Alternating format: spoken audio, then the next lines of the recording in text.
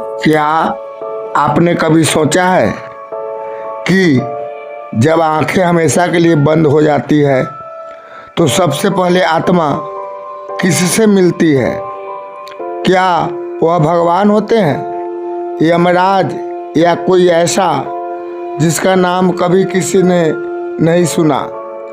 शास्त्र कहते हैं मृत्यु अंत नहीं बल्कि सबसे बड़ा सत्य दर्शन है। आज की यह कथा आपको वहाँ ले जाएगी जहाँ शब्द भी काँप जाते हैं और आत्मा भी प्रश्न पूछती है। अध्याय 1, मृत्यु का क्षण। रात का समय था।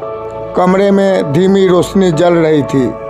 दीवार पर टिकी घड़ी की टिक टिक अजीब सी बेचैनी फैला रही थी। बिस्तर पर पड़े अभय शर्मा तेज सांसें ले रहे थे। डॉक्टर बाहर खड़े थे। परिजन रो रहे थे। कोई भगवान का नाम ले रहा था, कोई अभय का हाथ पकड़े था। अचानक एक गहरी सांस और फिर पूर्ण शांति। घड़ी रुक गई। डॉक्टर ने धीमे से कहा, अब नहीं रहे। अध्याय 2, आत्मा का शरीर से अलग होना। पर उसी क्षण अभय ने सब कुछ देख लिया।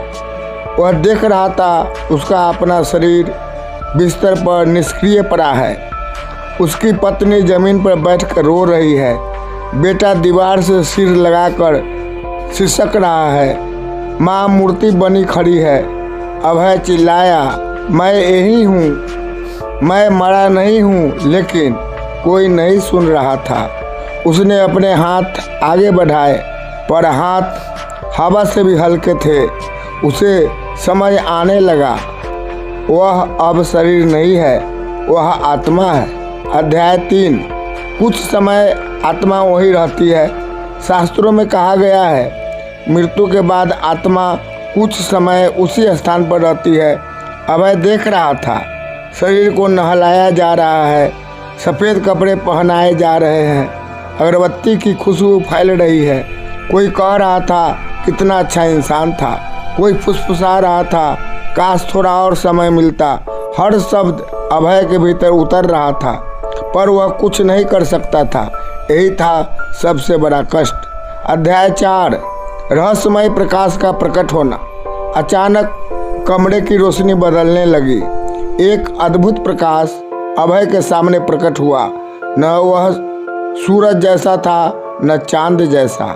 वह जीवित लग रहा था। उस प्रकाश से शांति निकल रही थी।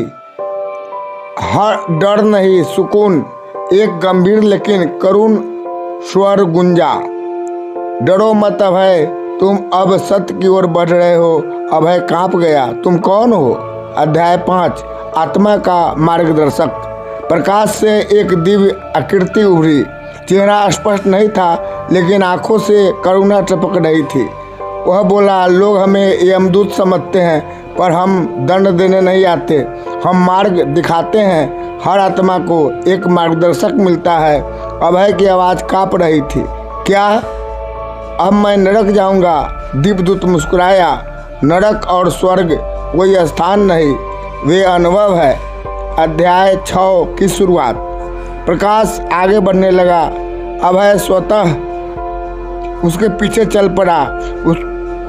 उसे ने पीछे मुड़कर देखा और उसका शरीर था, पर वो अब कोई जुड़ाव नहीं। दूत बोला, जो पीछे छूट गया उसे थामे मत रहो, यही बंधन बनता है। चारों ओर अंधकार और प्रकाश एक साथ थे। समय नहीं था, दूरी नहीं थी, बस चेतना। अध्याय 7, कर्मों का पहला साक्षात्कार। अचानक प्रकाश रुक गया। सामने एक विशाल आकाशीय दर्पण था। दर्पण में अभय का पूरा शरीर जीवन चल रहा था। बचपन की मासूमियत, युवावस्था का अहंकार, गलतियाँ, पछतावे, छोटे छोटे अच्छे कर्म, सब कुछ। दूत बोला, कोई तुम्हारा न्याय नहीं करता, तुम खुद अपना साक्षी हो। अभय की आंखों से आंसू बहने लगे। मैंने कितनी बार सच जानते हुए भी अनदेखा किया। अध्याय 8, भगवान का स्मरण। अभय अचानक बोला, मैंने जीवन में भगवान को बहुत कम याद किया। दूत ने उत्तर दिया, पर जब किया दिल से किया। भगवान श्री हरि नाम की गिनती नहीं देखते, भावना देखते हैं। तभी दूर से शंखनाद सुनाई दिया। अभय का हृदय कांप उठा। यहीं से आगे भाग दू में होगा आत्मा का यमलोक नहीं सत्यलोक की ओर जाना। कर्मों का दूसरा स्तर, छुपे हुए कर्म, श्री हरि विष्णु का दिव्य संकेत, सीधा दर्शन नहीं संकेत। जीवितों के लिए आत्मा का अंतिम संदेश, आत्मा को नया जन्म या मुक्ति का निर्णय, बेहद भावुक और वायरल होने वाला अंत आप लोग दूसरे वीडियो में देखें। धन्यवाद, थैंक यू। और अच्छा लगे तो चैनल को सब्सक्राइब